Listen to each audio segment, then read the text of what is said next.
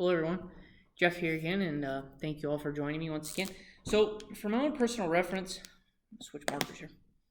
For my own personal reference, and for your reference too, going forward, I talked in one of my previous videos that we have two different names for the same thing. It's operational technology or the industrial Internet of Things. Same thing, two different names. Okay. For our own reference, I'm going to call it the Operational Technology Network for two reasons. One, because I'm familiar with that name. That's just the name I've kind of become accustomed to. And number two, because the company I happen to work with a lot on this particular thing, and a lot of other companies in the same boat all refer to it as the Operational Technology Network, especially a lot of your security companies.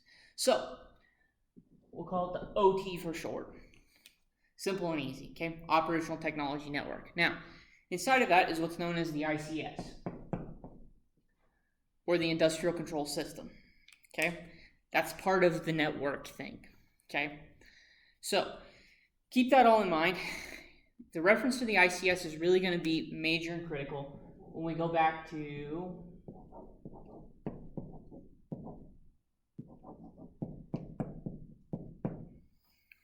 boy, I do a terrible job of handwriting, so forgive me, is when we reference the NIST 800-82, okay? Particularly revision 2.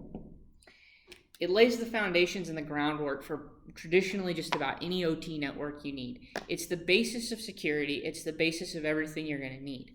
Now, I'll have some other videos down the road where we'll explain and break down the NIST 800-82, but this is a brief overview and a better understanding. So it talks about how the industrial control system is set up within the OT network, how to branch and break that into the IT or the enterprise network that's part of your facility or your industrial setting. But then it also lays the groundwork of how you need to bring everything in to its own umbrella and its own network system. The main key goal here is to keep your system secure. Now, we're all listening to all these different companies all across the world that are getting attacked from different cyber attacks, cyber threats, cyber whatever. And some of that stuff really blows my mind, how they have these different malwares and stuff. So like today I just listened to one called the Triton malware, which I'd never heard of. And then there's one called like NotPetya or something like that. And then there's, of course, we all heard of WannaCry when it was really big for a little while. So there's so many different ones out there that we've never heard of.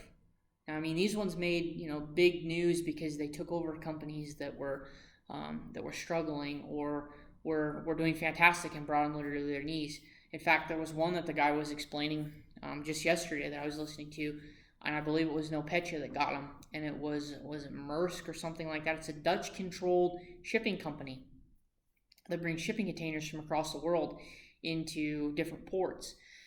Well, anyway, it's a $300 million company, I believe it was, or something like that, and it literally brought it down to its knees, killed over 50,000 different computer systems and everything, just shut it all down because the security threat was open, and boom, brought it down.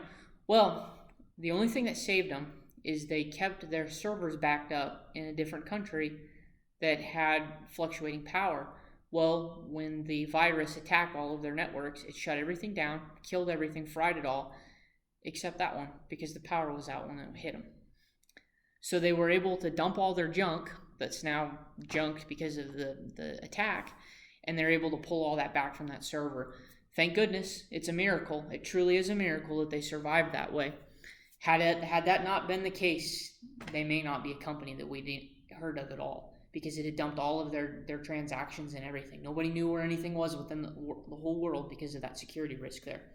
So, keeping that in mind, we want to make sure that we follow the NIST 800-82, along with several other documents that control our security standards, because in truthfulness and in reality, if we don't create a secure network, we are open to vulnerabilities that we'll never understand.